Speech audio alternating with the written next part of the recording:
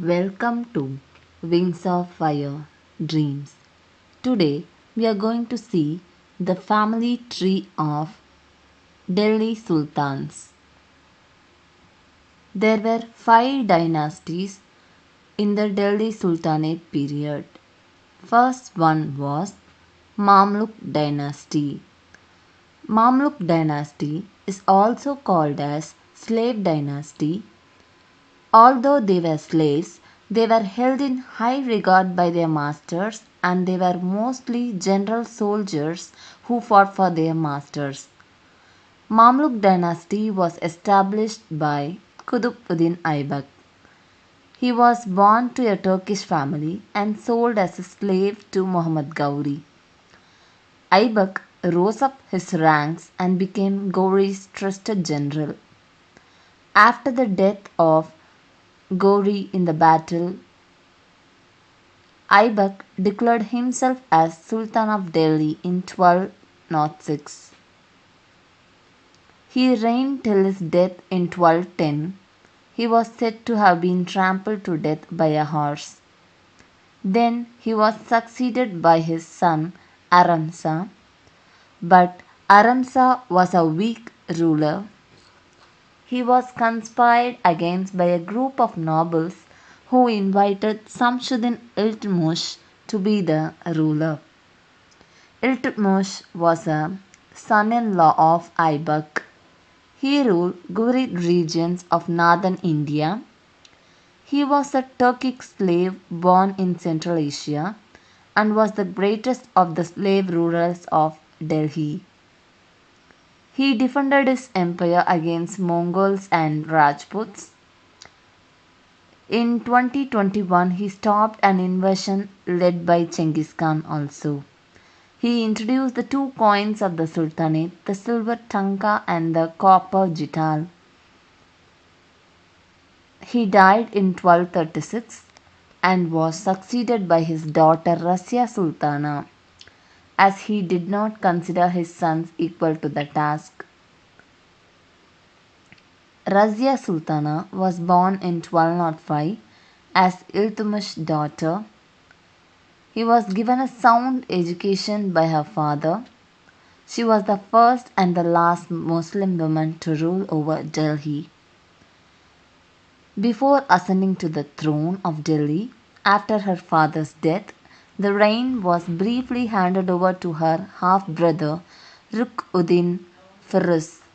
But after Firuz's assassination within 6 months of his ascendancy, the nobles agreed to place Razia on the throne. She was known as an efficient and just ruler and married to Malik Iqtar-ud-Din Al-Tunia. She was reportedly killed by her brother's forces. Her brother Musuddin Baramsa succeeded her.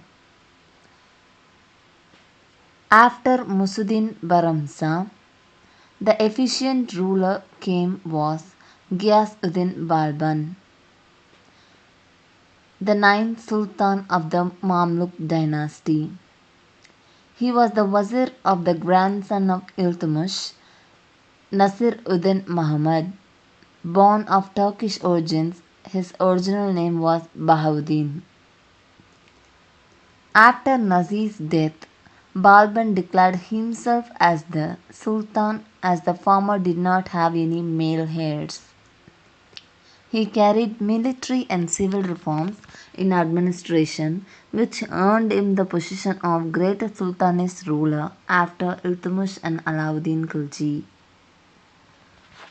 Balban was a strict ruler. After his death, his grandson Quaqabat succeeded him at the throne of Delhi. Quaqabat died of a stroke in 1290 and was succeeded by his 3-year-old son Samshuddin Qaimars.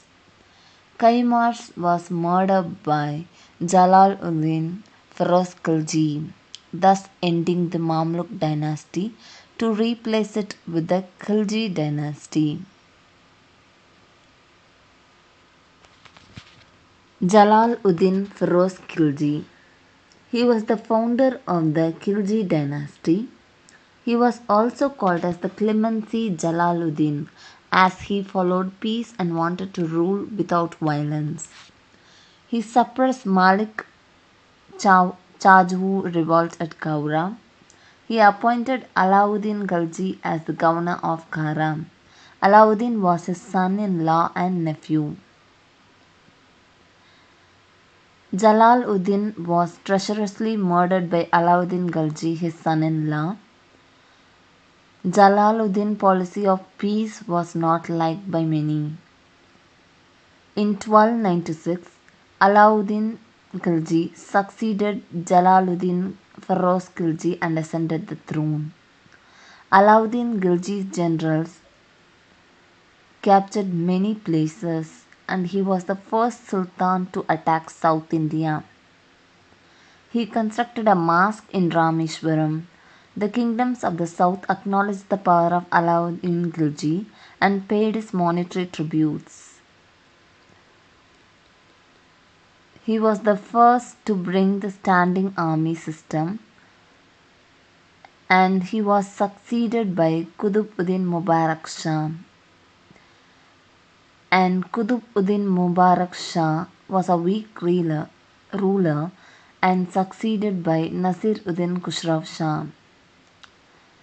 Though the last two Veera successors were weak, the Khilji dynasty came to an end.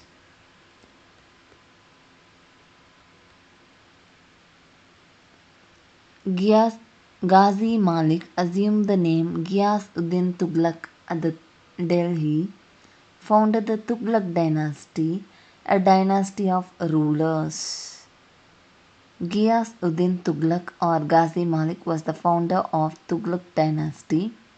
He rose from a humble origin. Ghiyas-ud-Din reinstated order in his empire. In 1320, he ascended the throne. He brought Bengal, Utkala, Orissa and Warangal under his control. The Mongol leaders who invaded North India were seized and confined by him. In 1325, Ghiyas-ud-Din was crushed to death while attending an event for his victories in Bengal. Junak Khan, the crown prince, succeeded him. Junak Khan was the son of Ghiyas-ud-Din Tughlaq. The next notable Tughlaq ruler was Muhammad bin Tughlaq. In 1325, Junak Khan, the crown prince, sworn the title Muhammad bin Tughlaq. He took the administrative and political unity of India. To fill the empty treasury, he raised taxes in the Doab region. He introduced copper currency system. The decline of the Delhi Sultanate is claimed due to his hasty decisions and defective policy implementation. Feroz Tughlaq. In 1351, Feroz Tughlaq was the son of Ghiyas-ud-Din Tughlaq's younger brother. He succeeded the throne. He withdrew all Taqwi agricultural loans granted by Muhammad bin Tughlaq. He raised the salary of revenue officers. He collected 4 important taxes, including jizya poll tax. He also established Diwan-e-Ishtibaq to give financial aid to the poor. Feroz proved his prominence by his generous measures and contributions to the affluence of the people. The other Tughlaqs were Ghiyas-ud-Din Tughlaq Shah II, Abu Bakr Shah, Nasir-ud-Din Muhammad Tughlaq. The last 3 were weak rulers of Tughlaq dynasty. The successors of Feroz were not very strong or competent. By the end of 14th century, most of the territories became independent.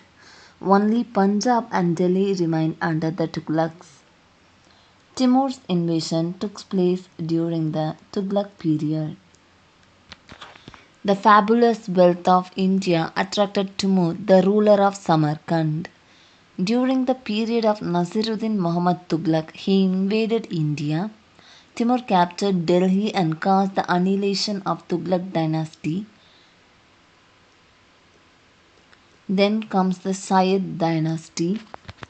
Khizr Khan Muhammad was the founder of Sayyid dynasty. He did not swear any royal title and was the governor of Multan. In 1414 AD, he occupied the throne of Delhi. In 1421, he died.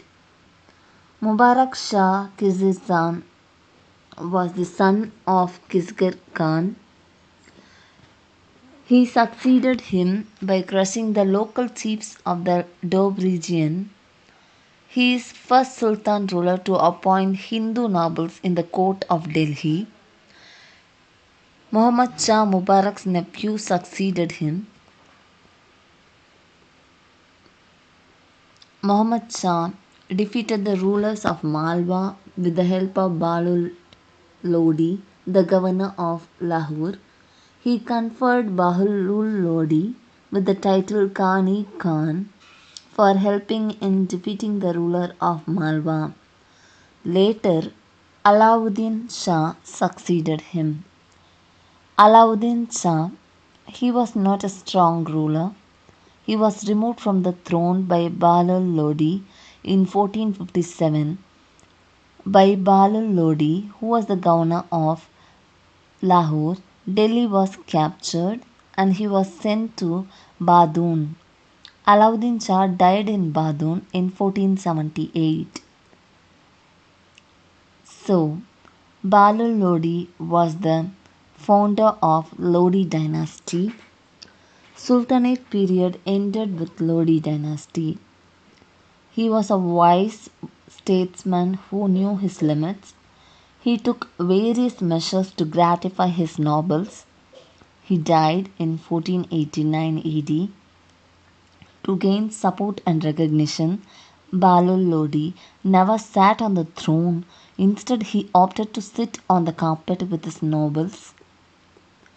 Sikandar Shahi was the son of Bahlul Lodi and the successor of him. He swore the title Sikandar Shah and ascended the throne. He set up a well organized spy system and developed agriculture and industry. He was an Orthodox Muslim and put severe restrictions on the Hindus. Sikandar Shah enjoyed Shehnai music. A work on music named Lajhadi Shiganchahi was created during reign. Sikandar Lodi was succeeded by Ibrahim Lodi. Ibrahim Lodi was stubborn and intolerant, which were not good qualities in a ruler. Nobles were killed cruelly and many nobles were humiliated by Ibrahim Lodi. He also treated his son Dilwar Khan Lodi cruelly. Invasion of India was done by Kabul ruler Babur at the behest of Daulat Khan, a very powerful noble from Punjab. In the first battle of Panipat in the year 1526, Ibrahim Lodi faced defeat at the hands of Babur, thus leading to the start of Mughal Empire. Thank you for watching this. We have also uploaded the family trees of Mauryaans and Marathas. Please do watch it.